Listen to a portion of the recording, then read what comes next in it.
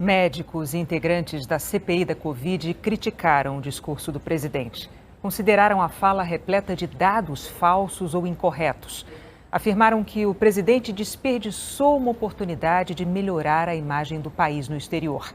E lamentaram que ele tenha defendido drogas ineficazes contra a Covid, contrariando o que diz a Organização Mundial da Saúde. A CPI da Covid, que investiga as ações do governo na pandemia, atrasou a sessão de hoje em quase 2 horas para ouvir o discurso do presidente. Depois de Bolsonaro dizer que em seu governo não há corrupção, o relator da CPI, Renan Calheiros, do MDB, lembrou o processo de compra da Covaxin pelo Ministério da Saúde. O negócio foi cancelado por causa de denúncias de irregularidades, entre elas de um pedido de propina de $1 por dose. Seu discurso foi uma mentira só do começo ao fim. O Brasil perdeu a credibilidade internacional e a corrupção negada por ele na ONU foi comprovada em várias oportunidades aqui nessa comissão parlamentar de inquérito. Como propinas. E quando se fala em propina, falar na propina de $1 por dose na Covaxin. Imunizante, ministro, superfaturado, nunca entregue, com pressões políticas inaceitáveis, pedidos de pagamento antecipado em paraísos fiscais, até com documento falso denunciado pela própria Bharat Biotech. No discurso da ONU, Bolsonaro fez um balanço do volume de vacinas distribuídas e aplicadas no país.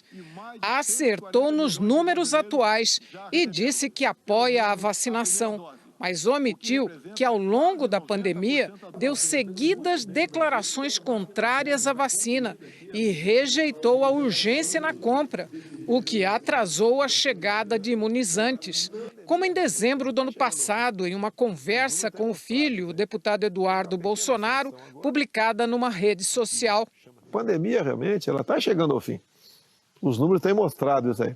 Estamos com a pequena ascensão agora, o que chama de pequeno repique, né? Pode acontecer, mas a pressa da vacina não se justifica, porque você mexe com a vida das pessoas.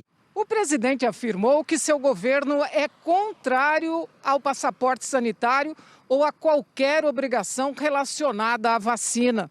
Especialistas reforçam que imunizar toda a população é fundamental para reduzir o contágio e as mortes por Covid.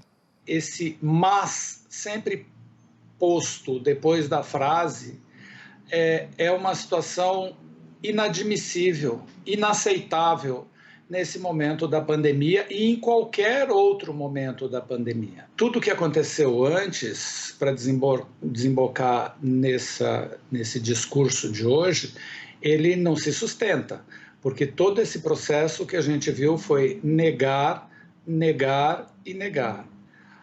Eu acho que as pessoas têm sempre a possibilidade da mudança, mas aqui a mudança não se concretiza, porque de novo se coloca esse mas. Então, a estrutura vacina funciona, ela é fundamental para que as pessoas sejam protegidas. Ponto. Não tem o se quiser, não há essa possibilidade quando você está falando de saúde da população. A história e a ciência saberão, sem dúvida, responsabilizar as pessoas que nessa pandemia foram, no mínimo, omissas. Especialistas também lamentaram a defesa para uma plateia internacional de tratamento com drogas que não funcionam contra a Covid. No discurso, Bolsonaro falou em autonomia dos médicos. A gente defende a autonomia médica, sem dúvida nenhuma. Mas a autonomia médica é defendida quando existe comprovação de que as drogas a serem prescritas são seguras e que trazem benefício para o paciente, o que não ocorre em relação às medicações pretensamente propostas como tratamento precoce para a Covid. E isso traz malefícios, porque as pessoas elas se automedicam e atrasam o seu tratamento adequado. Isso pode ter contribuído, inclusive, para o aumento da mortalidade. O presidente também mentiu ao dizer que a manifestação de bolsonaristas no 7 de setembro, em que ele ameaçou ministros do Supremo, foi a maior da história do Brasil. Segundo a checagem do Fato ou Fake do G1, Bolsonaro reuniu na Avenida Paulista 125 mil pessoas, segundo estimativa da PM.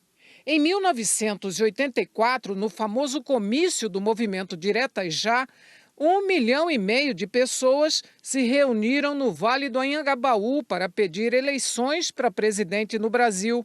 Apesar de não haver um balanço nacional, as imagens registradas no 7 de setembro revelam um número bem menor que o das manifestações contra a presidente Dilma Rousseff, por exemplo.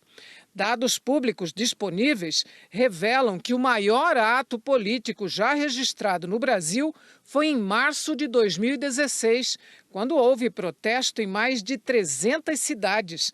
Segundo a polícia, 3,6 milhões de pessoas foram às ruas.